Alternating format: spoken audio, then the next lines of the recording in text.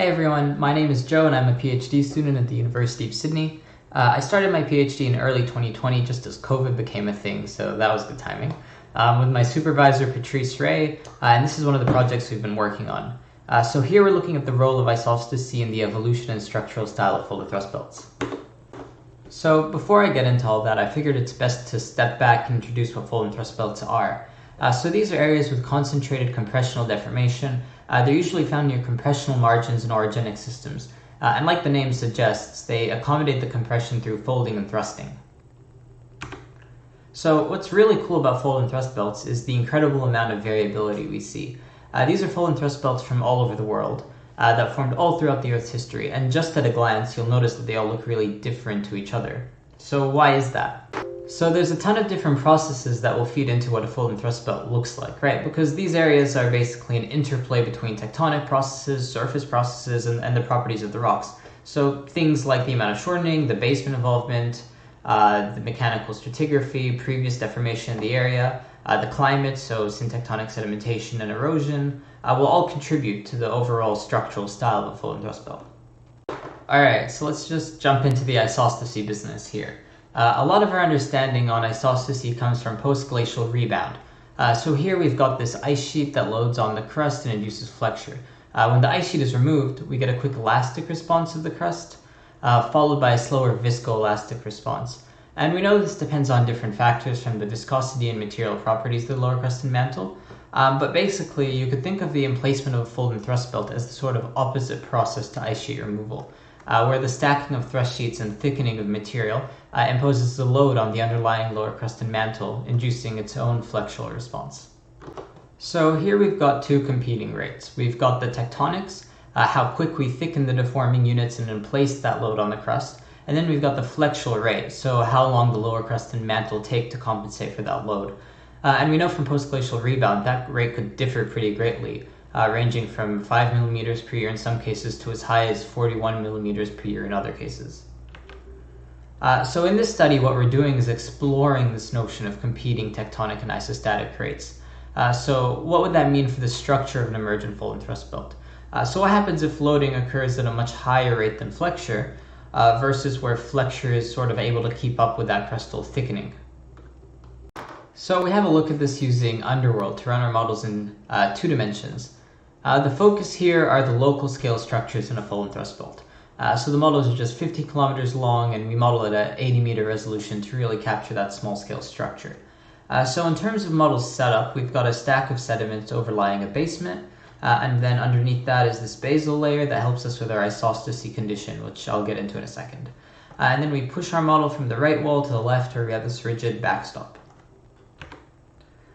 So normally to implement isostasy into your geodynamic model, you'd want the model to extend all the way down into the mantle.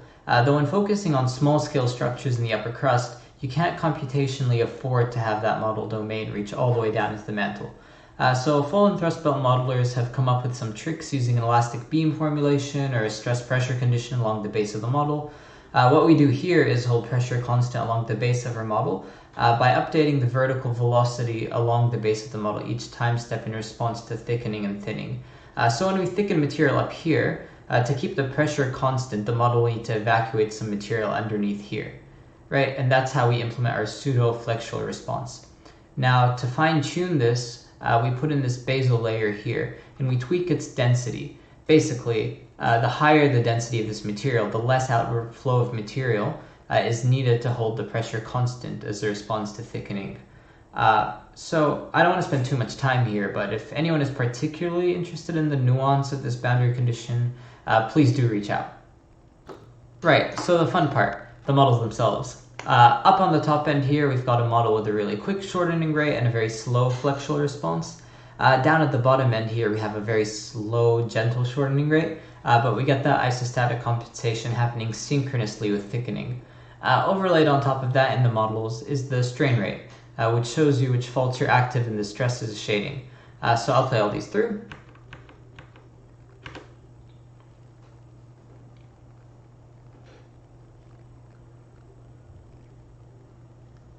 So this one's taking a bit longer than all the others because the convergence rate is slow, but all of these models have had 10 kilometers of shortening. And so you'll quickly notice that flexure does have some influence on the structural style we see in these fold and thrust belts. So some of the key differences here include the amount of topography generated, which is what we would expect. We've got higher topographies up here where we don't have much flexure, and then lower topographies here, so we're not really going much above zero. And then the other relationship we see here is the outward propagation of the fold and thrust belt, right? So up here, this one, where we don't have much flexure, propagates out to about 30 kilometers, so that's the frontal thrust there. And down here, this one where we get a lot of flexure is about 22 kilometers for the same amount of shortening. And then one more key observation is the difference in structural complexity. So as the amount of flexure increases, we concentrate deformation into a smaller region, increasing the complexity there. So some of the deformation we see is not just due to the horizontal shortening, but it's also due to that vertical motion of subsidence. So these are those same models again with the same observations we found earlier. And let me just get a laser pointer. In this figure here, we're looking at the topographic profiles of all the different models. This blue line is the one with the most aggressive tectonics and the least flexure, so that's this model in this corner. And you can see that topographic elevation basically come up way higher than all of these other models. And you can also see how it extends further out. So this last bump here would be the frontal thrust, and you can see how as the amount of flexure increases towards this yellow line, we get lower elevations and narrower folded thrust belts. Right, so that was just a bunch of numerical models, and it's always important to look for real-world analogs when doing this sort of thing. So here we're looking at South America, and what's interesting about this area is the change of lithospheric elastic thickness away from this bend area over here. So to explain it quite crudely, elastic thickness refers to another model for isostasy, where the base of the crust is supported by an elastic beam, and where you have a higher elastic thickness, you get less flexure and subsidence. So this change in elastic thickness along the Andes is lucky for us because we can look at fold and thrust belts that form as part of the same system, but differ in their isostatic response. So these are cross-sections from the subandean zone, which is just along here. And the top cross-section is from the subandean zone in Peru, and this bottom one is out of Bolivia.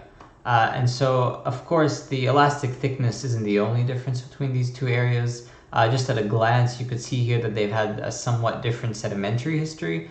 But in terms of comparing the influence of isostasy and fold and thrust belts, this is pretty good. Alright, so let's have a look at some more models in the subandean context.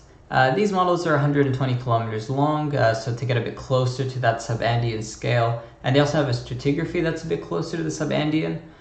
Even though we're explicitly trying to model the subandean zone, right? So I'll just play these. And the only difference between the two numerical models here is the flexural response of the model. Up here we model something that would be a bit closer to a high elastic thickness condition, and down here we're a bit closer to a low elastic thickness condition where we get more flexure. So the material properties, rheologies, convergence velocities are all the same between the models. And I'll just let them play through. They run to just over 2 million years. Right, so first we've got the profile of the basement and the outward propagation of the fold and thrust belts for the same amount of shortening, sort of like what we saw in the models before. But what's really cool is the change in structural style, right? So the flexure of the basement here helps activate this decollement layer, which is something we don't see in the top model here where the basement is flat. In short, this change in flexural response of the crust and mantle across the Andes could help explain some of the big variations in structural style that we also see. I mean, it's not the only part of the picture, but it could be a part of it. So here I thought I'd reach a bit more broadly and show some other places where you might see some of these processes at work. This is part of the Jura fold and thrust belt that's been reported to have really low convergence rates and uplift rates. And up here is just one of the models that you saw earlier, just backwards, so it matches the cross-section. Right, and you could see the basement flexure really concentrates deformation in that narrow zone, and you get all sorts of funky, complex structures there. And in contrast, here's a cross-section from the Cordilleran fold and thrust belt. So this section here is out of Montana that's experienced relatively fast convergence and has this straight basement profile. So this is another model from before, and the scales between these two don't really match that much, but it still demonstrates that overall relationship between structural style and the flexural profile along the model, looking at the shape of the basement, the amount of topography generated, and the structural styles. So we're just running out of time here, so I'll just try to wrap it up quickly. So here we've explored the idea of interplay between convergence velocity and isostasy in the context of fold and thrust belts. And we found some overall patterns. When we had a fast and aggressive tectonic environment and a slower isostatic response, we get these really tall and wide fold and thrust belts made up of structural repeats. Right, and then when we had a more gentle tectonic regime that isostasy could keep up with, we would get these less broad fold and thrust belts with lower elevations, but with relatively high structural complexity in the narrow zone of deformation. So if you have any questions or comments, reach out to me in the context of the conference, or just write to me in my email written over there. Thanks for watching.